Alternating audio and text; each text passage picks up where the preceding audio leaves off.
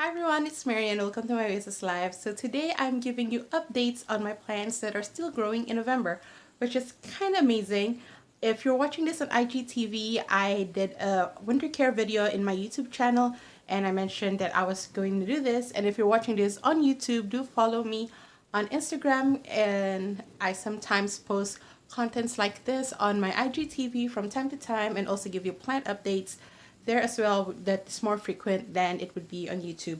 Well, anyway, so yeah, I'm gonna show you my plants that are still growing, but then just to keep it real, I'm also gonna show you my plants that are really struggling because I don't want to be that person who's like, oh, I'm a plant beginner, but all my plants are thriving. That kind of thing. That's kind of like stupid and unreal. And I want to show you kind of like the real struggles of being a plant beginner. Not everything is peachy okay.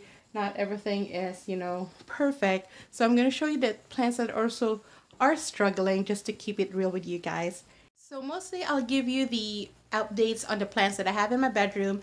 I will try to include plants I have in other places of the house, but if I don't have enough time, I'll just maybe throw in pictures in my Instagram feed so you can see the other plants that are not in my bedroom that are still growing. And yeah, so let's get on to this video. So the first one is my Mysteria deliciosa.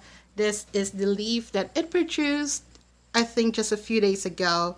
It's fenestrated and everything, which is a real surprise that it happened. And this morning I just saw that it's trying to grow another leaf over here. And like I mentioned in my winter care video, I have stopped fertilizing my plants, and I'm really surprised that they're still pushing this amount of growth during this time of year. Next one is my ruby ficus elastica. I believe this one is a new leaf, and this is another one that's trying to shoot out. So that is really awesome that it is becoming its own plant, because this is a not really a propagation. Well, it is kind of propagation, but it wasn't like a cutting. I just separated it from the mother plant and it's now becoming a plant of its own. And here is my neon pothos. It is starting to trail and it is also producing new growth down here. The leaves are smaller though.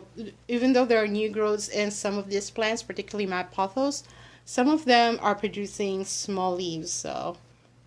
But that's okay. I like that it still continuously growing. Over here is my pink neon syngonium.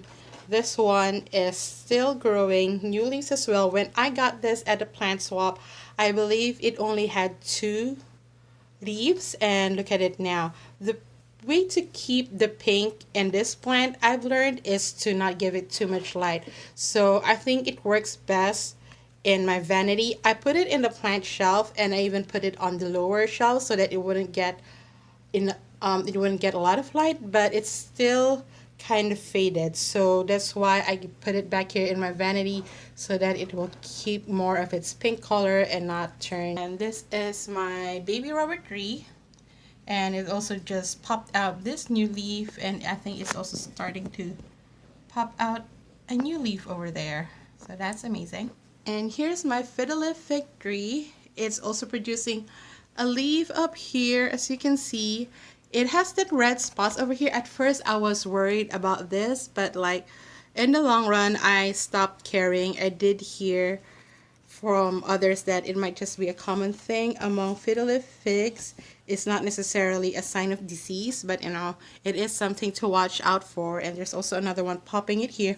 But again, to keep it real, there's actually 2 leaves that was popping out, and this morning the leaf dropped off. You might be able to see it down here where it was originally. Yeah, so the leaf dropped off, and also the other day another smaller leaf dropped off, and here's another one that dropped off. So that's kind of concerning. I never experienced leaf drop in my fiddle leaf fig before, and right now it's just the smaller leaves that are dropping, and especially the ones that are down here that are covered, that doesn't really get enough sun. But I really hope that's just the case. But I'm hoping I'm not starting to get any problems with my fiddle leaf fig, and I'm taking the sign of growth as a good sign. And moving on to my plants on my plant shelf. If you watch my plant shelf video on YouTube, I had the plant shelf originally over here, but I moved it over here just because it'll be closer to the natural light. But then when I moved here, it doesn't make sense to have my frequently items on this shelf still. So now it's again mostly plants, even though there's still like decorative items on it. But the thing is, I still put some of the plants on this shelf on the windowsill over here and over there, just so they'll get light. I mean, they get a lot of light actually just being on the shelf. I'm pretty sure you could tell from this video, but just to make sure to get the maximum amount of light, I still put some of the plants on the windowsill. It just became a force of habit at this point. And this is my Petunia. It is still also popping out new leaves, and this one I'm not surprised because this is like one of my superstar plants and it always popping out growth and it's very low maintenance as well. So I'm not really surprised that this baby is still popping out new leaves.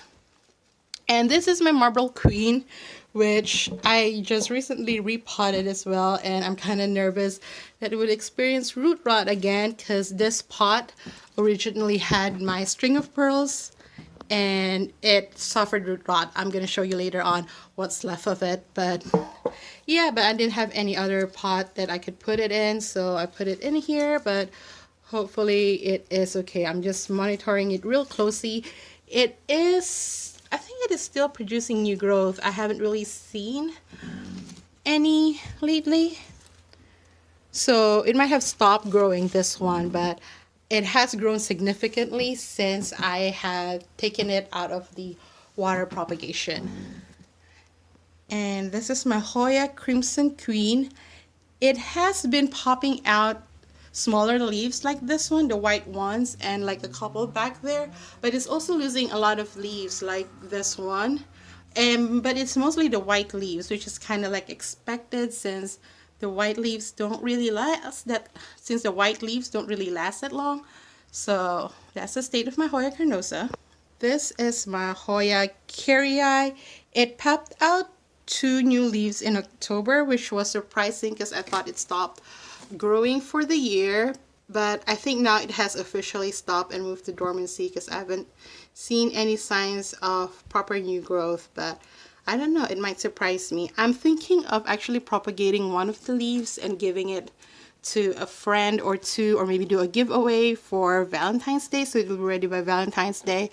But I'm not sure yet. I'm gonna see if I could actually do it. I want to study first how could I properly propagate this Hoya Carrie before I do that. And this is my Manjula Pothos. It is also still growing, albeit like I said, it's growing smaller leaves, but it is growing. And over here is my string of hearts. I mentioned in a previous video that I did end up giving it a haircut, but after I did, it actually started producing new leaves at the bottom, so it is also growing right now, which is awesome.